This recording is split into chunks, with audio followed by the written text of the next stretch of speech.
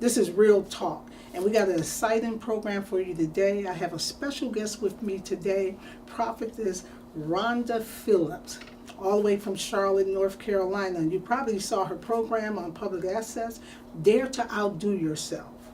I know you watched it, and I know you have been blessed. She is a motivational speaker. She is an author. And she is a life coach, so she understands different areas about life that people are struggling with. And so stay tuned. Don't turn that down. Listen, we got some real talk for you. Prophetess, I am so glad that you are here.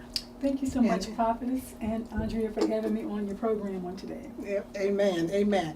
Listen, today our topic is going to be about addictions and how most of us come out of families that were addicted to drugs and alcohol. And so today's topic is going to be liberating. It's going to set somebody free, because I know there's someone who came out of a family that was doing drugs and alcohol. Myself, my father was a heroin addict. I was a drug addict for almost 18 years, and it's been over 25 years since I've been drug free.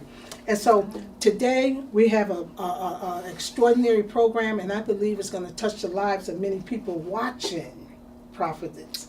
And as you share your testimony, as you have shared with me, that you came out of a family of alcoholics. That's right. Well, actually, it was my father. Yes. I've shared my testimony before, but not, just broadly sharing it with everyone. It's just that, happens to be, when I'm around certain people at the appropriate time, yes. The appointed place, that has come up. And so I do believe that for someone who's watching on today, you will be blessed in some way, that you will be delivered with whatever you're dealing with, whether it be being a child of an alcoholic, being one who is enabled an alcoholic family member at some point in your life, and you're still trying to break free of that, then you're at the right place right now. So I don't know where you would like for me to begin. Absolutely. Well, tell us a little bit about growing up in this type of environment. What was it like growing up as a child and then coming to the realization that, my father is drinking too much? Yes. Well, I know for myself, initially growing up as a child in a home where you have an alcoholic parent, I thought that was normal. Something that I saw every day, and it was a routine. It was a lifestyle for my father. Yes. He drank every day. Primarily, he was a beer drinker. However, on the weekends, he took to the hard stuff, the hard liquor, and that's where you really saw a big change in him. He was the sweetest man that I would say that I knew. He was an athletic coach, and so other children gravitated toward my father. I have two younger brothers, and we grew up in a household of athletes. I played, sports. Wow. My brothers played sports. My dad played sports growing up. So basically, we all grew up, my father just instilled us to all play sports. And so we were all great at what we did. He and my mother both, they always made sure that they supported us in that endeavor. My father was right there in the midst of what we did when it came to playing sports. So for me, to see that aspect of him, being, sober, he was a great person, great person to talk to, great coach, all of those things. But when he took to the drinking, it was like Dr. Jekyll and Mr. Hyde. So you saw that side of him where he would say things that he like he was a very quiet person. Right. So he didn't really speak a lot. And so the interesting thing was when he drank, especially on the weekends, that was a time where, when I was younger, where I saw how he treated my mother. My mother, she was a beautiful woman. She still is. She's a beautiful woman, most beautiful woman that I know. And she worked all of the time. So she worked. My father worked. They both worked. They were both. It wasn't like we lived in a household where everyone, we had parents that didn't try to do anything. They both worked, so it seemed like they had a normal life from the outward appearance.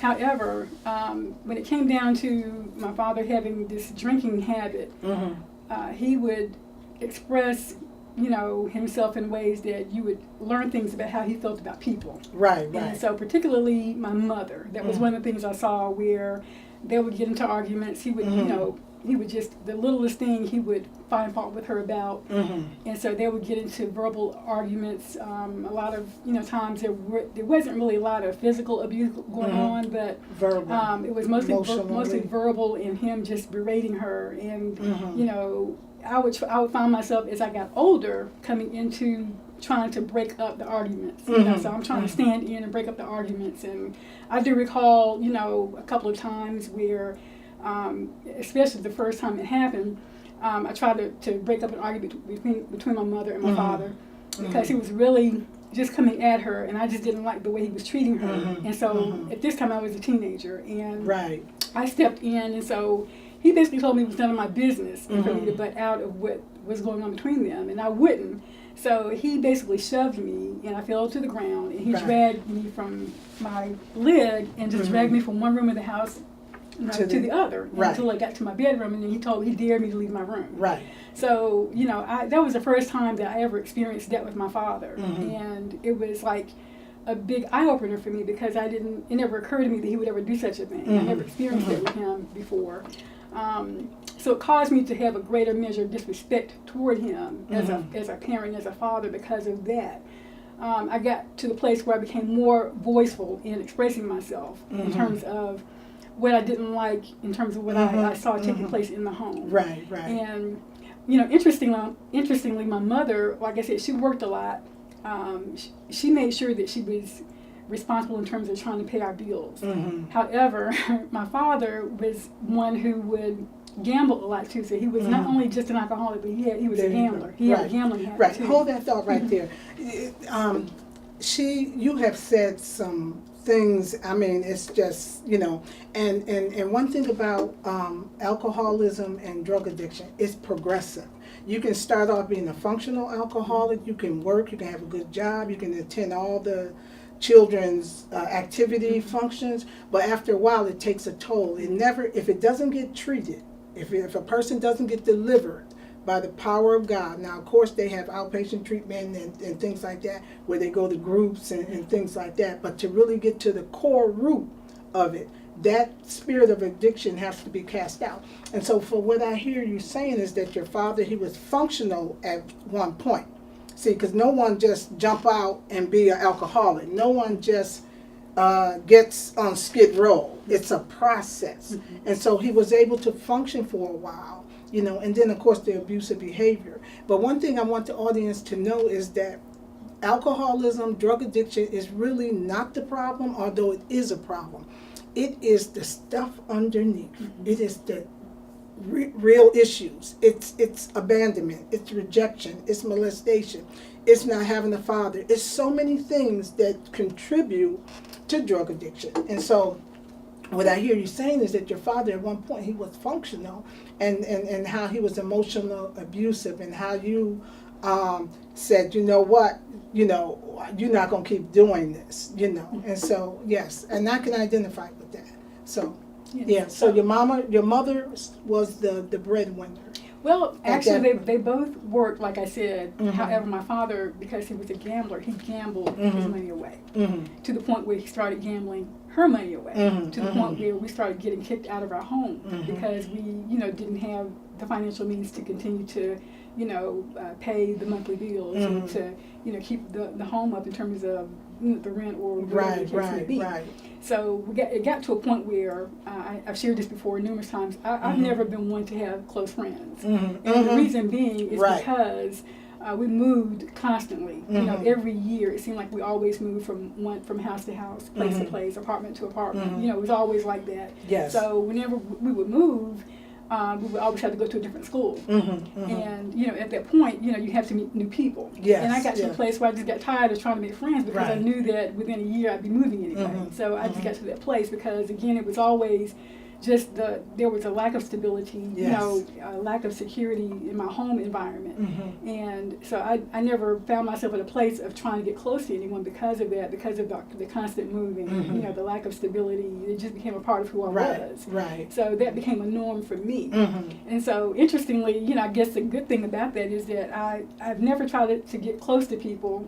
So I've never found myself to be at a place where, like, things that happened to me, where people have betrayed me, people have done me wrong, the ironic thing about that is that it has never affected me in such a way that it perhaps would have affected other people. Right. So people wonder, like, how could you put up with that, or how could you have dealt with that, or how Because could you didn't let have, them get in your heart. you know, how could you have allowed that to be something that you just were able to deal with? And it wasn't so much that I dealt with it. I always know that because of my experience again with my father, that when people are going through something in their life, even outside of just, you know, dealing with life issues after becoming an adult, I've learned that when people are going through things and how they treat, you think that they're treating you wrong, or people on the outside look at people that's mistreating you or doing you wrong, they have an issue. They have the issues that they haven't dealt with themselves. Right. So it's That's not right. you. It's Right. them that have the problem. Right, And right. you just happen to be in the midst of whatever they're dealing with. And sometimes they will lash out and take things out on you. However, ultimately,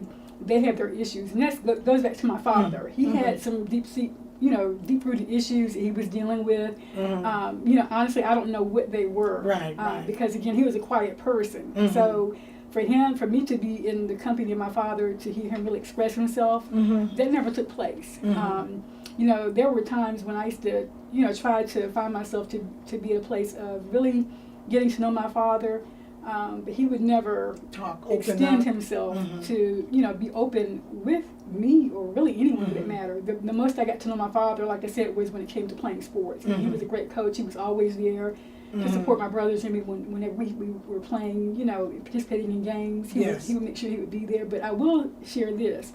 My father, because he was an alcoholic, he's gone on to be with the Lord now. However, I can recall times as a teenager playing sports, and my father, because he was always drinking, he would come to my games drunk. I played basketball. He would come to the games drunk. My brother played baseball. He would come to the games drunk. To the point where he would come and he would just cause scenes at the games. And so keep in mind, you're a teenager and you're at a game, watching your brother play, or you're at a game participating in the game, and your father comes into the gym, or your father comes out to the field, and he's causing a scene because he's he's drunk, and he's cursing out the umpire, he's cursing out the referee, or he's walking around stumbling because he's not coherent. And your friends or people that you go to school with see this. Absolutely. And so you can just imagine, what the embarrassment and the shame that that as a teenager that you're going through, that you're experiencing because of that. No one made fun of me because, interestingly, I stayed in the books. I played sports. No one made fun of me. But it was what you felt. Because I pretty much had established a pretty decent reputation for myself in terms of not trying to go out there doing things I had no business doing. However, when people see this, it's like that's your father, and and it's like they know that he's your father. Right. But at the same time, too, they're not really making fun of you, but you can just imagine what they must be saying to other people when you're not around. And I have no control over that either, or had no control over that, but it's still something that I experienced. Yeah. And I think that's the other reason why I put myself in a position of not really trying to get close to people, because I did not want to have to endure anyone having to, say anything to me that I would have to explain myself, or I felt like I didn't need to have to explain myself concerning what was going on in my home, with my father. Right, so if you keep them at a distance, then they can't get in. Exactly. And it's something you said when you were trying to talk to your father. See, a lot of times people who are on drugs and alcohol, they lack communication. I came from a family where what goes on in this house stays in this house. We don't talk about anything. Matter of fact, you can't even verbalize how you feeling, And so when you get alcoholics and they don't know how to communicate, it's because they really don't know. He probably came out of a family that said, we ain't talking. The average father spends 7 minutes with his family per day. It might be less than that. And this was a statistic that was done maybe 10 years ago or so. It might be less than that. And if you notice, when you communicate with the family, it's so important to have dinner with your children. That way you get a chance to find out, well, okay, how was your day today? You get a chance to establish this communication and let them talk. But now we're living in a time now where families, okay, the child is in the next room doing the iPad or game or whatever, and so among the families, there's a lack of communication, and so I think your father he, when you try to say, God, Dad, talk to me, he probably didn't know how. Well, interesting, and I can't go back to say how my father must have felt about some things, but I do know what it was like for him growing up himself. He grew up in a large family. He was the youngest of 7 children, and they were all, in terms of his siblings, he and his brother next to him in age, they were further apart in their ages from their other siblings. So that was a big gap. His mother, my grandmother, she was a political figure in the town that we grew up in. So she was pretty much well known in the community. His father had his own business. All of his other siblings, they were pretty much well educated. He was considered the black sheep of the family, so to speak. So that was another thing that I do know about him. There was a lot of struggle with him and my mother. They had me at a relatively young age. Just a lot of things I do know. My father was, how can I put it? He was the kind of person that a lot of other women gravitated toward because he was rather attractive. And so there were a lot of issues that him and my mother had because of that. And that was part of, why they would argue a lot. Yeah. And my mother is very beautiful as well, so you had that going on too. There was a lot of jealousy going on between the two of them. So those are things I remember growing up in the home. But aside from that, when it came down to my father, I know that he had some dreams that he did not pursue, or he could have pursued. And I know that caused issues with him and his family, his mother particularly. I know he was offered a scholarship to play baseball in college, and he did not do that because I came along. I was coming, my mother was pregnant with me, so he chose to be a father and a husband and not go to college.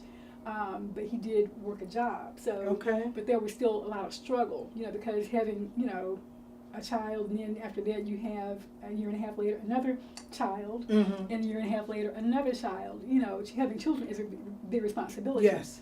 So for them to have 3 children at relatively young ages, I think that perhaps took a toll on him in terms of the responsibility as a man and as a father to have to take on that responsibility. To raise, 3 children and of course take care and be a provider in the home as well. Right. So I'm pretty sure for him, looking back now and knowing what it's like to be an adult and have to provide and have to, do things, I'm pretty sure that was something that he perhaps experienced as well. Maybe experienced. Not to say that you're making excuses for that. All I'm saying is that from a standpoint of someone who he didn't fulfill his dream. Yeah, someone that I knew, and the things I learned about him that he did not pursue, but rather you take a different path in life, and how that perhaps can be depressing, or how that, or the realities of life, or the responsibilities, how they can take a toll on a person. Right. So those are some things I know that from that perspective that could have affected him, especially when you have a parent yourself as an adult who pretty much had other plans for your life and you did not fulfill them. So those are things I know that he experienced from that perspective. Right. Now, Prophet, let me ask you a question on that note. It sounds like, what you're saying is that, being human, did he have a lot of regrets, because he didn't fulfill these things? How did you internalize that? Did you ever blame yourself for that? Oh, yes. Okay, well, because that's I don't know if he had regrets. I just know that when I was a baby, I was told that my father loved me dearly. But of course, as you become an adult, or as you become a teenager, as you're growing up, you start to see how you're being treated. And I know for me, I have 2 younger brothers, 2 siblings. They're younger than I am. As being the eldest of the 3, a lot more was expected of me. And I figured because I was just the oldest. But now I look back and I wonder if perhaps it's because I was also a female, and they were male. But they were not, I was pretty much basically enforced to keep the house clean, to cook and all those things. I got you. My brothers didn't have to do those things. Right. The most they had to do was take out the trash and, mow the yard. They got to be of age to do that. And I would question that. I was the kind of person, I would question things. And so as I became more aware, I'm like, question, okay, well, why do I have to do this and they don't only have to do that? Or why do they only have to do that, but I have to do all of this? So I became, to this day, I'm still the kind of person that I'm quiet by nature, but I'm very Yes. perceptive. I'm very observant about things and Absolutely. people. Absolutely. And so I'm going to ask questions, and people around me a lot of times get annoyed with me asking questions because I'm getting to a place where I'm getting to the root of something. And when you get to a root of a thing, where you're getting to the root of a thing, people become very uncomfortable and uneasy being Yes. around you or having to have to Absolutely. deal with, answering your questions because it begins to expose things. Absolutely. And so that was a place where my father became with me. Mhm. Again, it was like, don't ask any questions, just do as I say. Right, exactly. Not as That's I do. that household we come out And the of. same with my mother. I would express to her things that are going on when she's not around because, again, my father would make me do certain things that my brother would didn't have to do. Right. And I had issues with that. Right. And again, her thing was, he's your father, do what he tells you to do. Mm-hmm. So, the situations were being made light of, Mm-hmm. and not really anything followed through in terms of, okay, what's really going on. Right. So those are some things I experienced, and even I did share, I've shared on several occasions in terms of the leadership aspect of how I've come to be. Mhm. A lot of it has had to do with, how my father treated me. Once again, he was a loving person, a loving man, but when he got to the drinking, that really affected him to the place where he did not know, he would talk at you, he would talk down to you and not talk to you or Right, conversate right. or have a conversation Right. with you or Mhm. converse with you. So basically, when it came down to him giving instructions, it was not showing you how to do it, but telling you to do it. Right. And so, like I said, I recall the time when he wanted me to, he gave me pretty much enforced me to do something. I had never done it before. So it was something that had to be done in the home. And my thing was, okay, well, I'll be glad to do it, but how do I do it? Mhm. And it was like just talking at me, just do it. So Right. I tried my hand at it, but it wasn't good enough for him. Right. And so he just basically continued to talk down to me, Mhm. chastise me. He talked at me, Mhm. ridiculed me for not doing it the way that he felt that I should do it. Right. And so that's all I'm listening to that, but I'm still trying to do it. In the midst of me Right. trying to I do hear it, you. he's standing over my shoulder, pretty much downing me for not doing it the way that he felt that I Yes. should do it. Absolutely. So I asked him again, well, can you show me how to do it? Mhm. And he never did. He just still continued to, pretty much chastise me for not doing it the way that he felt that I should do it. And when So, you never was taught how to do it. right. So Then- at that point, I just basically stopped and I walked away and Mhm. said, okay, well, if I'm not doing it to your satisfaction, then you need to do it yourself. And I just walked away. Mhm. So, it wasn't that I was trying to deliberately be disrespectful toward him. It's just that I can't continue to do something that I don't know, That how, I don't- right. I don't know how to do Right. it. I'm doing it to the best of my ability to do it, but you're not showing me Right. how to do it. So Right. that was the first learning lesson that I got from when it comes down to being there for people. Mhm. I don't mind I always use this illustration. I don't mind getting on the floor with you and showing you how to scrub it if you've Mhm. never scrubbed it before. Right. Exactly. I don't mind doing that, especially if I'm telling you to do it. Yes, So- exactly. Wonderful testimony. You're watching real talk, real issues, and real solution. Prophet, is one of the reasons I wrote this book, Understanding the Spirituality of Drug Addiction, is because it affects the family. A lot of times people think that, okay, if you're an alcoholic or a drug addict, this is what they say. I ain't bothering nobody. I'm just, it affects the whole family. And from your testimony, and I know that there's people watching this and can identify with this, I really feel this. And the abuse you suffer, the emotional abuse, the it's my fault if he didn't pursue his dreams or whatever. But there's somebody who's feel like that. And I want you to know that you were not a mistake, that you were ordained by God to be born on this earth at the time you were born, the year you were born, and you're not a mistake. There's no child come into this world without the approval, without the appointed time that God allows them. I don't care what the circumstance. It can be a woman who was raped, and if she have a child, God allows that child to be born. But one of the things, very quickly, we got 5 minutes, it's so much that you have said. And when you are a child of an alcoholic or a person that uses drugs, when you are a child, the family takes on certain roles, okay? A child, when they grow up in that dysfunction, there's roles they take on. Now, a child is not going to see all this going on in the family and say, let me assess the situation. Dad's drinking too much. No, the child is going to hide into a role. And we have some of the roles that we talk about in this book. And one of the roles is the hero. This is usually, I was the hero. This is usually the oldest child. This is the child that takes on all the responsibility, get all the rest of the siblings together. More is on this child. And as a result, the child's childhood is literally stolen from them because they don't operate it into this adulthood. And that's what happened to me.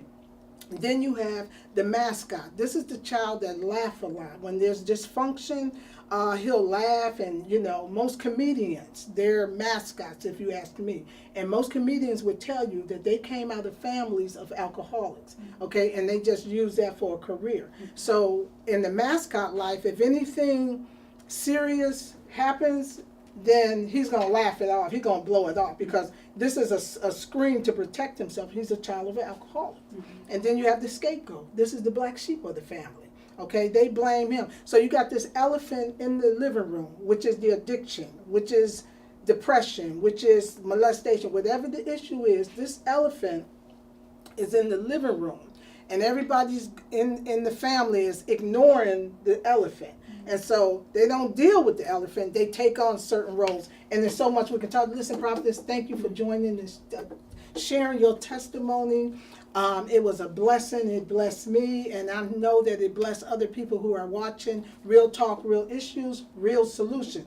Listen, tell them how they can get in touch with you. If they need you to speak, come speak for them at their church, or you know, if they need to go to your website or watch your broadcast that come on public access, tell them how they can get in touch with you. And then encourage someone. We have 2 minutes about what we just talked about. And our topic today is addiction in the family. Well, thank you so much again, Prophet Swingler, for having me on your program. Truly, it's been a pleasure to be here. For those of you who are watching, you can reach me pretty much on social media by Facebook, Twitter, LinkedIn, and you can also reach me on my website, daretooutdoyourself.com. Of course, you can tune in to Dare to Outdo Yourself, the television broadcast right here on Access 21, right here Mondays at 9 p.m. For those of you who are watching, we thank you for taking the time to tune in today. And I would just encourage anyone who's watching, as Prophet Swingler addressed, that you're not a mistake. I used to feel that way for so many years, thinking that, you know, if my parents had never had me, then my father would have more than likely had taken a different path, and he would not have turned out the way that he did. But unfortunately, he went on to be with the Lord. And the interesting thing is that he never was one to encourage education, and it was just, I found the Lord when I was in college, and if it had not been for that, I probably would not have led him to Christ before he passed away. Right before he passed away, he was afraid of how his life, where he was going and where he would be, and I led him to Christ. And so I just thank the Lord for being, entering into my life at the time that he did, for me to get saved and to give my life over to Christ. But if it had not been so, I would not have helped my father to be led to Christ. Amen. Again, Prophetess, thank you so much for being on the show. Again, you are tuned into Real Talk, Real Issues, and Real Solution. We'll see you every first Monday at 3:30 p.m. and every third Monday at 3:30 p.m. God bless you.